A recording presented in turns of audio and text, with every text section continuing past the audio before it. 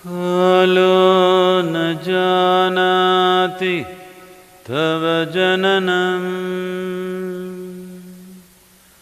कालो न जानाति तव समापनम् दृष्टो मया तव महाकारः योगेश्वर काल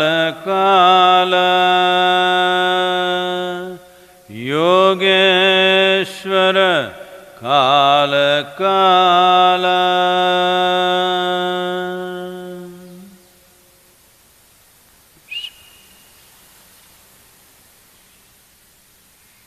आप सभी जो इस वक्त हमारे साथ हैं, कृपया इस मंत्र को मेरे बाद दोहराएं।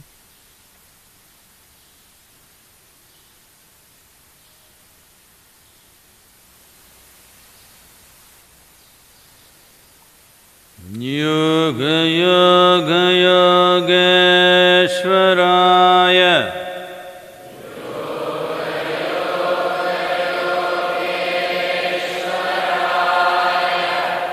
भूत भूत भूतेश्वराय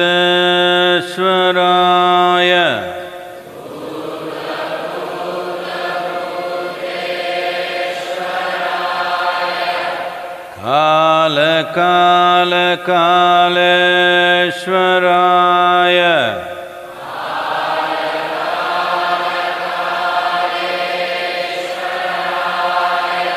शिव शिव सर्वेश्वराय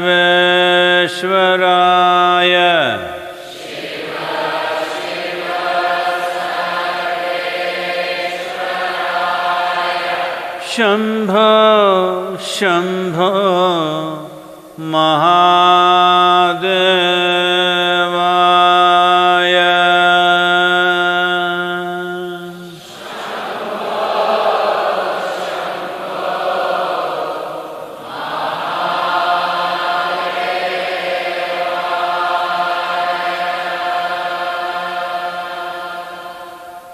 योग योग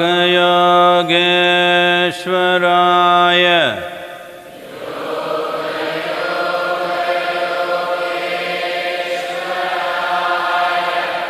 भूत भूत भूतेश्वराय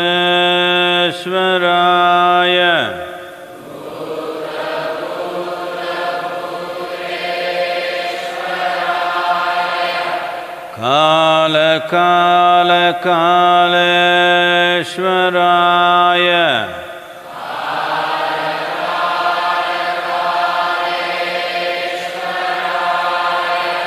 शिव शिव सर्वेश्वराय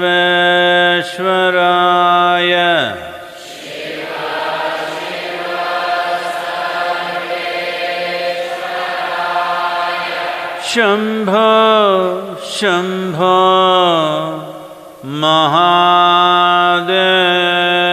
महादेवाय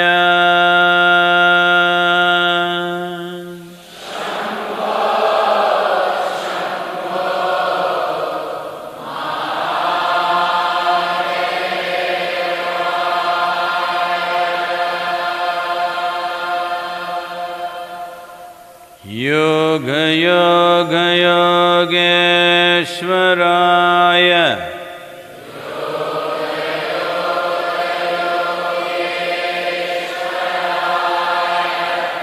भूत भूत भूतेश्वराय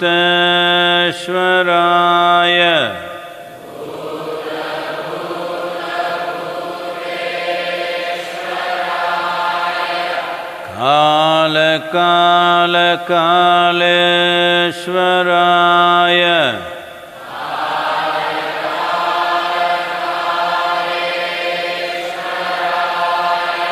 शिव शिव सर्वेश्वराय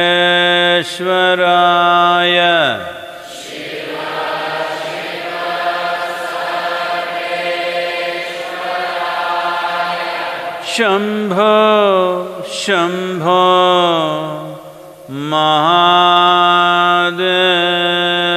महादेवाय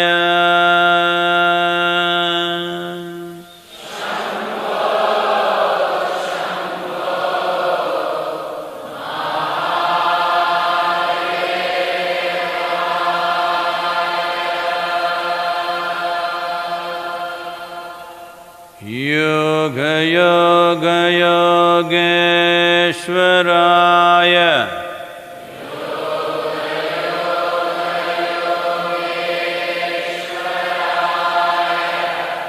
भूतभूतभूतेश्वराय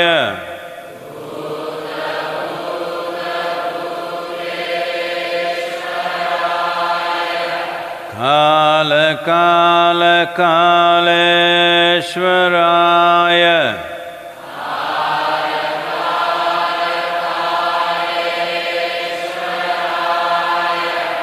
शिव शिव सर्वेश्वराय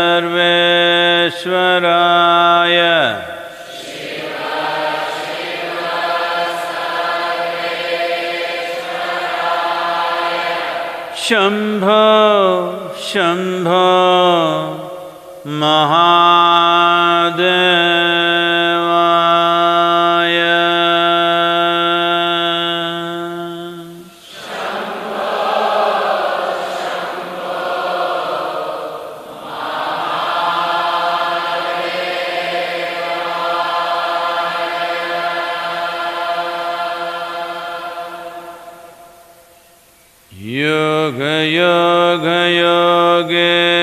योगयोगयोगेश्वराय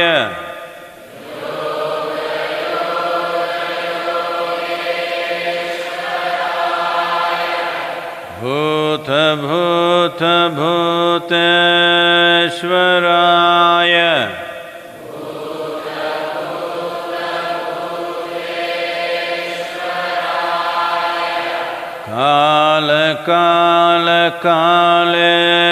कालकालकालेश्वराय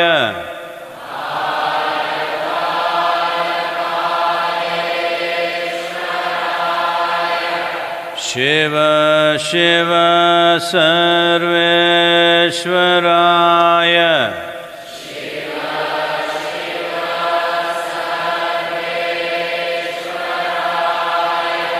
शम्भो शम्भो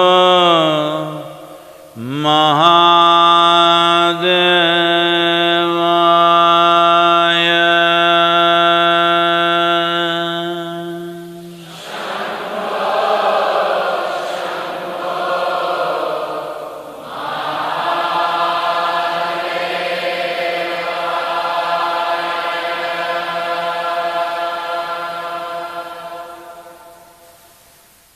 बस ऊपर उठे चेहरे के साथ बैठें, जरा सा ऊपर उठा चेहरा, आंखें बंद, अपनी भौहों के बीच हल्का सा ध्यान बनाए रखें।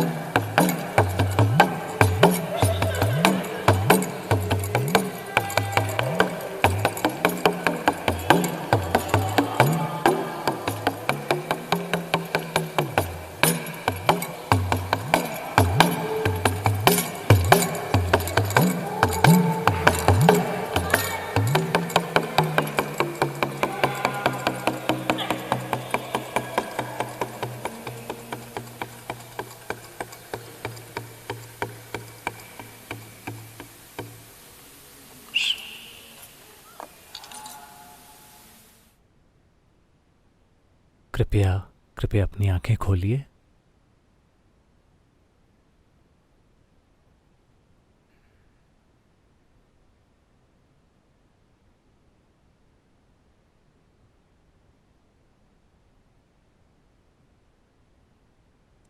अगर मुझे पता होता कि एक वायरस इतनी ज्यादा समझ और जागरूकता का स्रोत बन सकता है तो मैंने आपको काफी समय पहले ही ये दे दिया होता। मैं अपना समय क्यों बर्बाद कर रहा हूं आपको कई अभ्यास सिखाने की कोशिश में, आपको जागरूक और विवेकपूर्ण बनाने के लिए, कितनी सारी चीजें। अरे मुझे पता नहीं था कि एक वायरस ऐसा कर सकता है। तो ये हंसने की बात नहीं है, लेकिन अगर आप अपनी हंसी खो देते हैं तो वायरस चला नहीं जाएगा। अगर आप बहुत ज्यादा गंभीर हो जाते हैं तो आप मौत से पहले ही मर जाएंगे। तो इस तरह के समय में ही, इस तरह के दौर में ही, जब हमें लगता है कि हम एक संकट की स्थिति में हैं, या जब हमें लगता है कि संकट आने वाला है या संकट आने की संभावना है, अभी तक ऐसा हुआ नहीं है लेकिन इस देश में कभी भी ऐसा हो सकता है। दुर्भाग्य से कई देशों में ये संकट आ चुका है। इस तरह के समय में ही आप किस तरह के इंसान हैं ये सबसे ज्यादा महत्वपूर्ण हो जाता है। इसका महत्व हर समय होता है, लेकिन आम समय के दौरान कुछ लोग बच के निकल जाते हैं। वो दिखावा कर सकते हैं, लेकिन जब संकट का समय आता है तब आप किस तरह के इंसान हैं ये सबसे ज्यादा महत्वपूर्ण हो जाता है। तो अभी ये वायरस, मुझे लगता है कि आप सब इसके बारे में काफी कुछ पढ़ चुके हैं, सुन चुके हैं, तो मैं इसके विस्तार में नहीं जाऊंगा कि इसकी प्रकृति क्या है। लेकिन इसका सबसे महत्वपूर्ण पहलू हमारे लिए ये है कि ये किसी मच्छर के द्वारा, चूहे के द्वारा या किसी अन्य जीव के द्वारा नहीं फैल रहा, ये हमारे द्वारा फैलता है। हम उसके वाहन हैं। तो यह समस्या है, और ये एक बहुत बड़ा फायदा भी है, क्योंकि हम इंसान हैं। अभी हमें यह तय करना होगा कि हम एक इंसान हैं या हम एक जानवर हैं। अगर हम इंसान हैं तो हमें पता होना चाहिए कि कैसे होना है। अगर हमें पता है कि कैसे होना है तो इस सरल से नियम का पालन करना कि हम इसे अगले व्यक्ति और अगले व्यक्ति तक नहीं पहुंचाएंगे, ये बिल्कुल संभव है। अगर आप इंसानी जानवर हैं तो आप निश्चित रूप से एक दूसरे के ऊपर लद जाएंगे और इसे एक विश्वव्यापी प्रक्रिया बना देंगे। शायद आप वायरस के एजेंट हों। आप हैं, मैं मजाक नहीं कर रहा। आप ही वह एजेंट हैं जो इसे यहां से वहां ले जाते हैं। अभी जब हम यहां बैठे हैं और आप में से कई लोग, आप चाहे जहां कहीं भी हों, अभी हम में से कई लोग लक्षण के बिना वायरस के वाहक हैं। शायद हम में से कई लोगों में ये कभी कोई लक्षण न दिखाए, शायद हम में से कुछ में ये हल्के लक्षण दिखाए, शायद हम में से कुछ में ये गंभीर लक्षण दिखाए, शायद हम में से कुछ गुजर जाएं, लेकिन हम में से अधिकांश में शायद ये कोई लक्षण ना दिखाए और ये सिर्फ हमसे होकर गुजर जाए, लेकिन शायद हम इसे किसी और को दे दें जिसका जीवन खतरे में है, कोई और व्यक्ति जो हमसे कहीं अधिक असुरक्षित है। तो इसी कारण यह समय ये साबित करने का है कि आप किस तरह के इंसान हैं। सबसे पहले, क्या आप एक इंसान हैं? क्या आप एक इंसान कहलाने के काबिल हैं, या आप बस एक और प्राणी हैं, मजबूरियों से भरा एक प्राणी, या आप एक जागरूक इंसान हैं? अगर आप एक इंसान हैं तो सबसे बुनियादी बात यह है कि आप जानते हैं कि कैसे होना है। अगर आप जानते हैं कि कैसे होना है तो सामाजिक संपर्क जब आप चुनेंगे सिर्फ तभी होगा। अगर इसकी जरूरत नहीं है तो आप खुद को खुद तक ही सीमित रख सकते हैं, और ये बहुत बढ़िया समय है। कुछ भी न करके आप बेहद संतुष्ट महसूस कर सकते हैं कि आपने दुनिया के लिए कोई बहुत शानदार चीज की है। अच्छा है ना?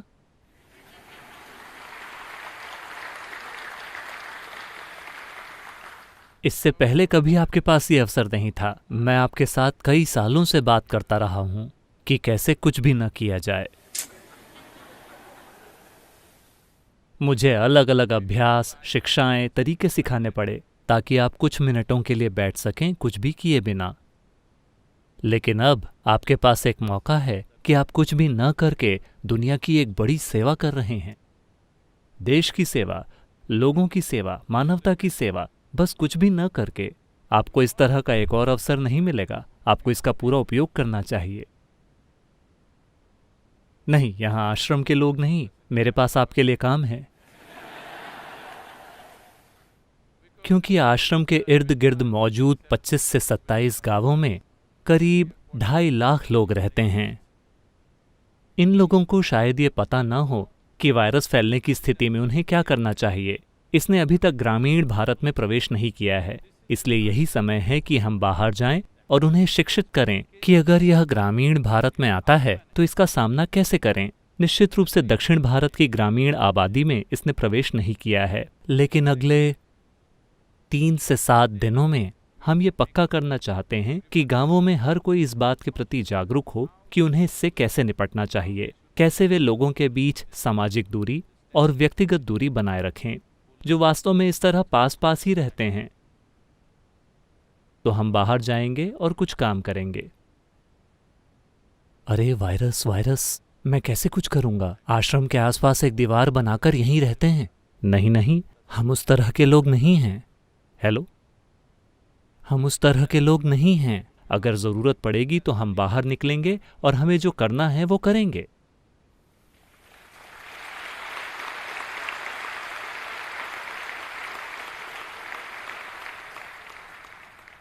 यह बात पूरी दुनिया में स्थापित है कि बड़े पैमाने पर, यह पूरी तरह से सच नहीं है, लेकिन बड़े पैमाने पर यह सच है कि वे लोग जो 60 साल से अधिक उम्र के हैं उन्हें काफ़ी खतरा है, जो किसी भी प्रकार के इम्यूनो ब्लॉकर्स का उपयोग कर रहे हैं मेडिकल कंडीशंस की वजह से, जो लोग खून पतला करने की दवा लेते हैं, जो किसी भी तरह के ऑर्गन ट्रांसप्लांट से गुजरे हैं। ये एक कमज़ोर आबादी है और 1 साल से कम उम्र के बच्चे भी।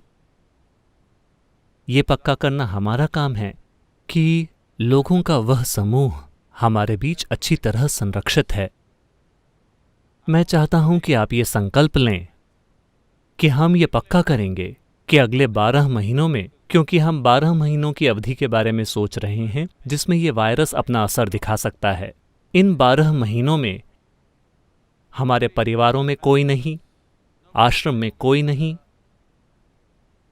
जो लोग हमारे आसपास हैं और इस कमज़ोर आयु वर्ग या स्थिति में हैं, यहाँ एक भी मौत नहीं होगी। हमें संकल्प लेना होगा और ये पक्का करना होगा कि ऐसा ही हो।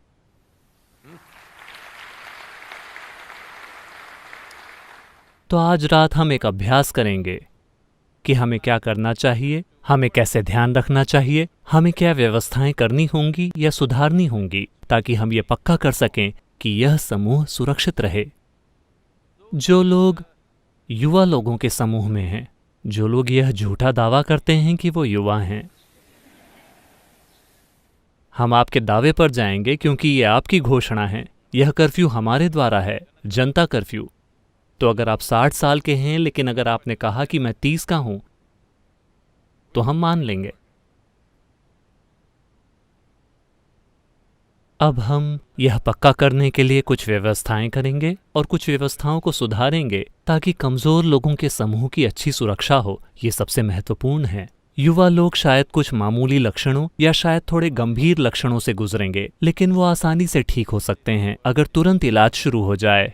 तुरंत इलाज शुरू होने का मतलब है, आमतौर पर अगर आप वायरस से इन्फेक्टेड हैं तो पहले 3 से 4 दिन आमतौर पर कुछ भी नहीं होता। चौथे 5वें दिन आप हल्का बुखार महसूस कर सकते हैं। इस हल्के बुखार को इस समय नज़रअंदाज नहीं करना है। और 6वें 7वें दिन आपको हल्की खांसी शुरू हो सकती है और 9वें 10वें दिन हो सकता है कि यह फेफड़ों में निमोनिया का रूप ले सकता है।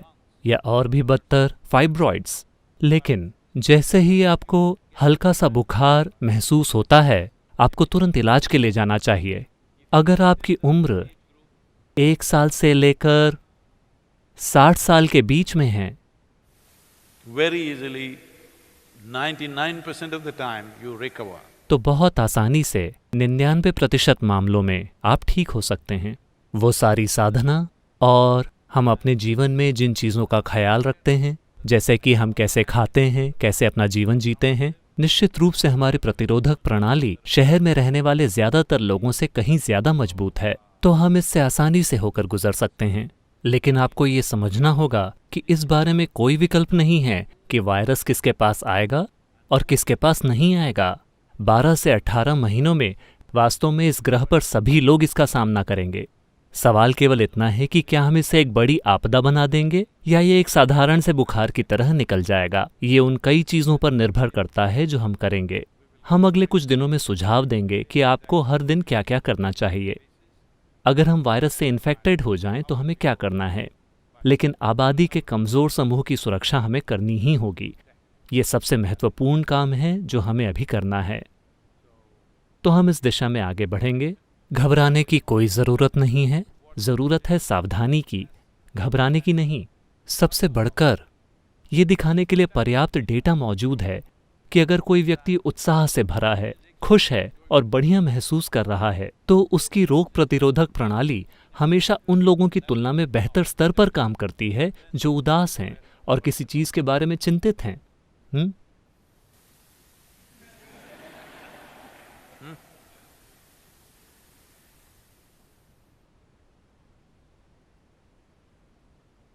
मैं एक उदास शक्ल बनाना चाहता हूं, लेकिन मेरा चेहरा साथ नहीं दे रहा। मुझे लगता है कि मैं अगले हफ्ते ऐसा कर पाऊंगा।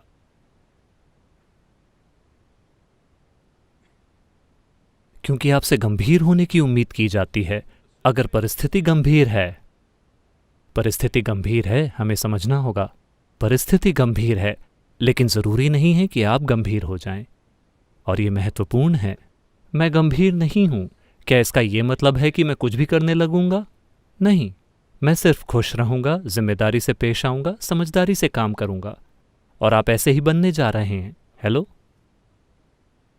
एक खुश, समझदार, जिम्मेदार इंसान हर परिस्थिति से बहुत बेहतर तरीके से निपट सकता है उनकी तुलना में जो हर चीज़ के लिए गंभीर हैं। खासकर अगर आप घबरा जाते हैं तो आप लकवाग्रस्त हो जाते हैं। आप लकवाग्रस्त हो जाते हैं और आपको लगता है कि आप इसे बेहतर तरीके से संभाल लेंगे। ऐसा नहीं होता। ये बहुत महत्वपूर्ण है कि आपकी सभी इंद्रियां सही तरीके से काम करें। आपका शरीर और आपका दिमाग हर चीज़ के प्रति वैसे रिस्पॉन्ड करे जिसकी ज़रूरत है। ये सबसे महत्वपूर्ण है। तो हम आश्रम में एक तरह की स्थिति बनाएंगे ताकि आप स्वस्थ रहें। और मुझे पता है कि बहुत से लोग इस बारे में चिंतित होंगे, लेकिन पूरी जांच के बाद हम दूसरे साधकों और वॉलंटियर्स को 15 दिन या 1 महीने के लिए यहाँ आने और रहने के लिए आमंत्रित करेंगे ताकि वे भी इस समय में सबसे सुरक्षित जगह पर हों। क्या हम ये पक्का करेंगे कि किसी के रहने के लिए ये सबसे सुरक्षित स्थानों में से एक हो?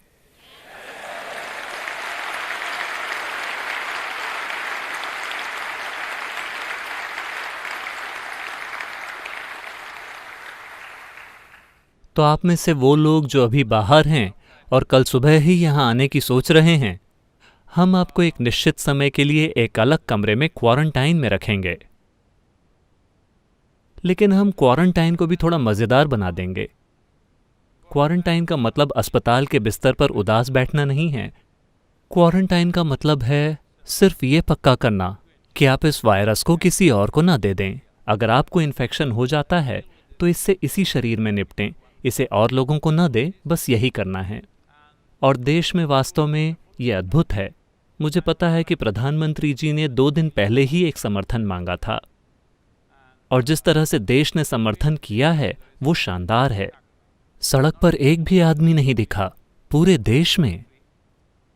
ये वास्तव में अद्भुत है। अगर इतनी जागरूकता और जिम्मेदारी मौजूद हो,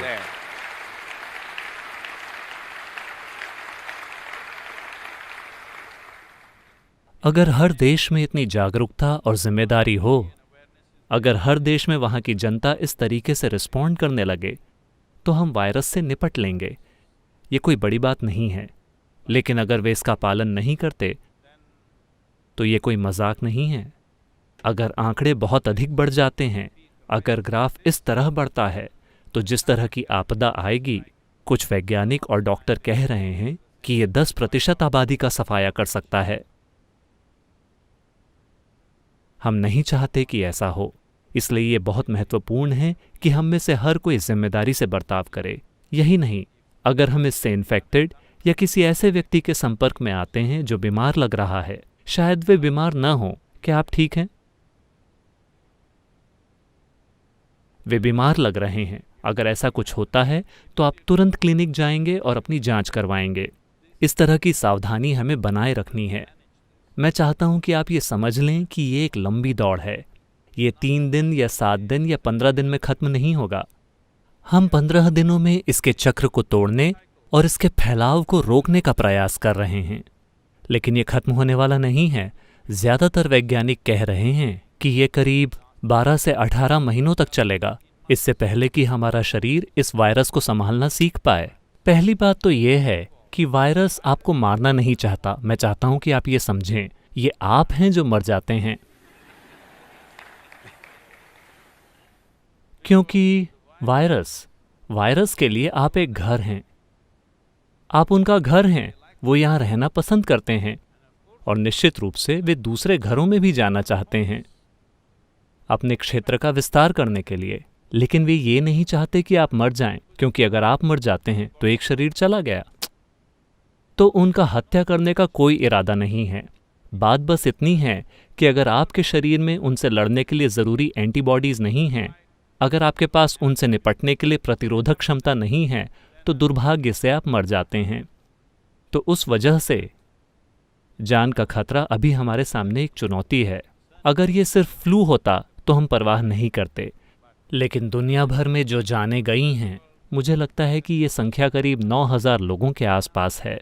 लोग अनुमान लगा रहे हैं कि यह संख्या दुनिया भर में लाखों में जा सकती है। मानव समाज अगर वाकई जिम्मेदारी से बर्ताव करते हैं, व्यक्तिगत दूरी बरकरार रखते हुए, सामाजिक दूरी है लेकिन हम अपने कमरे में या अपने घर में पार्टी कर रहे हैं, ऐसे काम नहीं चलेगा। व्यक्तिगत दूरी होनी चाहिए। मैं चाहता हूं कि आप सभी इसे आश्रम में बनाए रखें, चाहे हमारे पास कोई भी काम क्यों ना हो। कई पैटर्न जो पहले से मौजूद हैं, हम उन्हें बदलना चाहते हैं। हम जितना संभव हो आप लोगों को दूर दूर रखना चाहते हैं। महत्वपूर्ण बात यह है कि आप लोगों से शारीरिक दूरी बनाए रखें, खासकर उन लोगों से जो 60 साल से अधिक उम्र के हैं, जिनमें मैं भी शामिल हूं।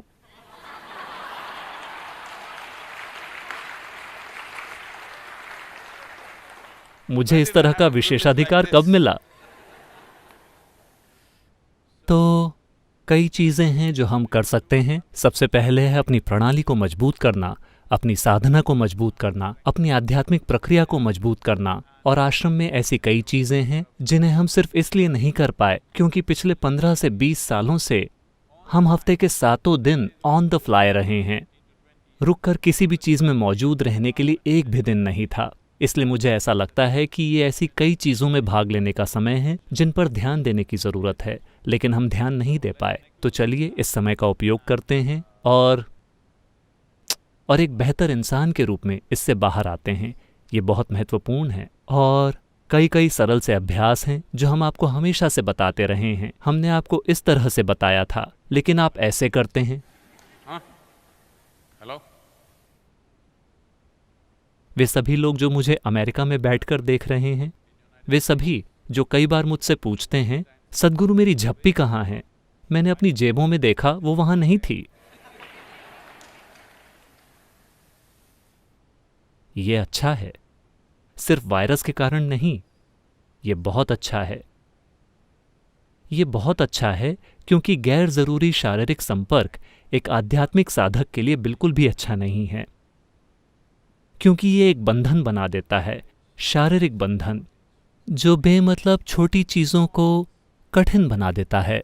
छोटी सी चीज़ें जिन्हें आप आसानी से पार कर सकते हैं, लेकिन एक छोटी सी सीमा आपके अनुभव में एक दीवार बन जाती है।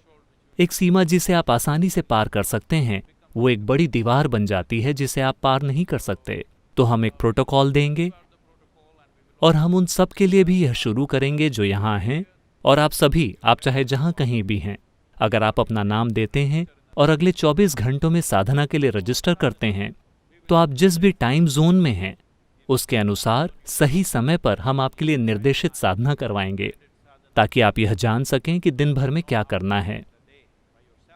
और जहां तक हो सके, जब तक कि ये बिल्कुल ही जरूरी ना हो, सामान्य गतिविधि से बाहर रहें और वायरस को फैलने से रोकें। यह आपके सिस्टम में हमेशा के लिए मौजूद नहीं रहेगा। ये बेअसर हो जाएगा अगर आप इसे दूसरे लोगों तक न फैलाएं। हमें बस इतना ही करना है। मुझे लगता है कि हमारे पास थोड़ा समय है, तो हम कुछ सवालों पर गौर कर सकते हैं।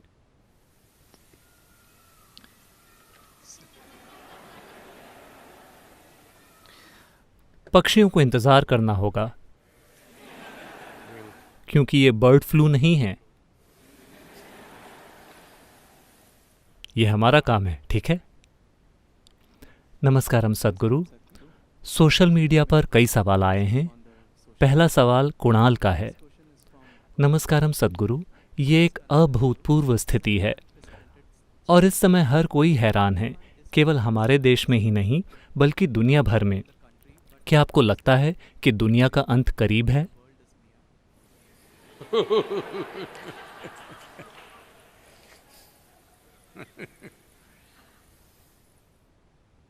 एक बार ऐसा हुआ।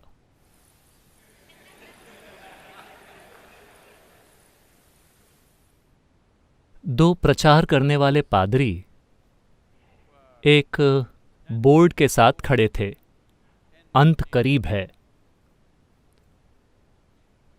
तो एक आदमी जो कार चला रहा था आया। उसने बोर्ड देखा, अपना सिर कार से बाहर निकाला और कहा, धार्मिक बेवकूफों, और वो सारी दूसरी चीजें जो उसने कही होंगी। और फिर कुछ सेकंड के बाद उन दोनों ने टायर के घिसने और एक दुर्घटना की आवाज़ सुनी। फिर उनमें से एक ने कहा, मुझे लगता है कि हमें बस इतना लिख देना चाहिए कि आगे पुल टूटा हुआ है।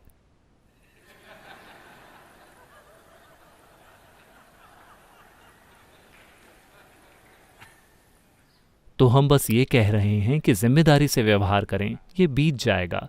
लेकिन आप कह रहे हैं कि अंत करीब है। नहीं नहीं, अंत करीब नहीं है। दुनिया की आबादी का सफाया नहीं होने वाला। लेकिन जब तक ये पूरा होगा लोगों की एक पीढ़ी के रूप में, तब या तो हमें यह संतुष्टि होगी कि हम इस संकट से अच्छी तरह बाहर आ गए, या यह शर्म से अपना सिर झुकाने की बात होगी कि हमने गैर जिम्मेदारी दिखाई और इस वजह से कई लोगों की जान चली गई। ये निश्चित है कि या तो आप अपने सिर को 12 महीनों में शर्म से लटका देंगे, या आप अपने जीवन में संकल्प और उद्देश्य की एक भावना के साथ चलेंगे, क्योंकि लोगों की एक पीढ़ी के रूप में हमने इसे ऐसे संभाला कि मानवता को कम से कम नुकसान हुआ। ये एक चीज निश्चित रूप से आपके लिए उपलब्ध होगी, या तो ये या वो। ये मेरी इच्छा और आशीर्वाद है कि हम 12 महीनों के बाद अपना सिर ऊंचा रखने में सक्षम हों। आइए इसे संभव बनाएं। Let's make that happen.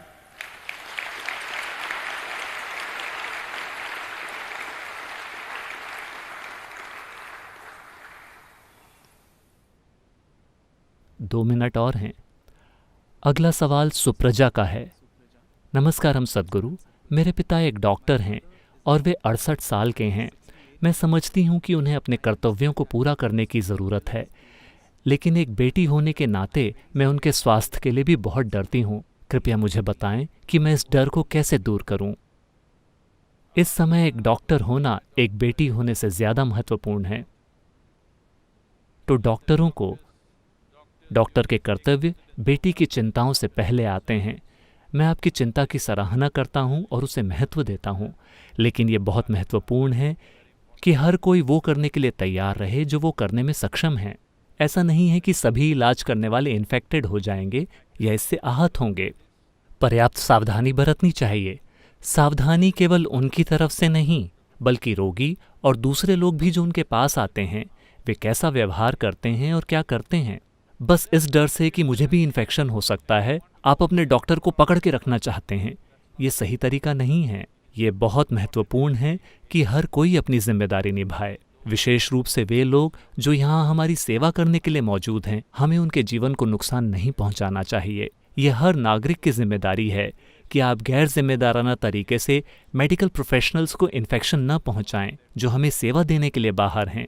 और इस समय आपके पास जितने भी डॉक्टर हैं वो बहुत कम हैं अगर परिस्थिति थोड़ी भी काबू से बाहर हो गई। जब परिस्थिति ऐसी है तो डॉक्टरों को बचाना और उनकी सुरक्षा करना बहुत ज़रूरी है। तो आप चाहे जो कोई भी हों, जहाँ कहीं भी हों, कृपया इस बात का ख्याल रखें कि उनकी भलाई का ख्याल रखा जाए और उन्हें हर संभव सहायता उपलब्ध कराई जाए। तो इस समय एक डॉक्टर होना बहुत महत्वपूर्ण है।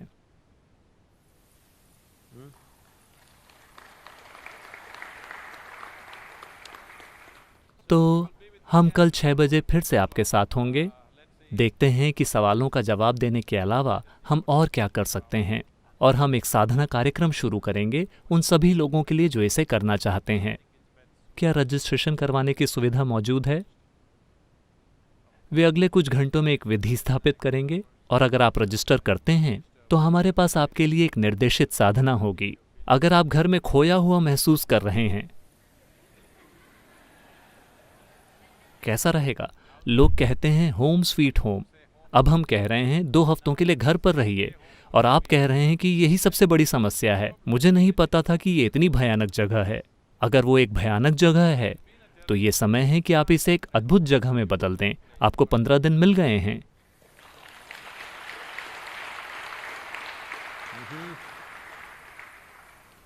योग योग योगेश्वराय भूत भूत भूतेश्वराय काल काल कालेश्वराय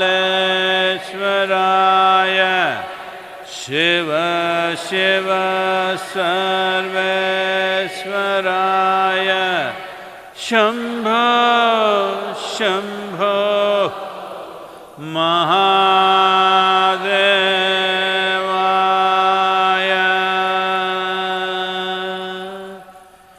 योग योग योगेश्वराय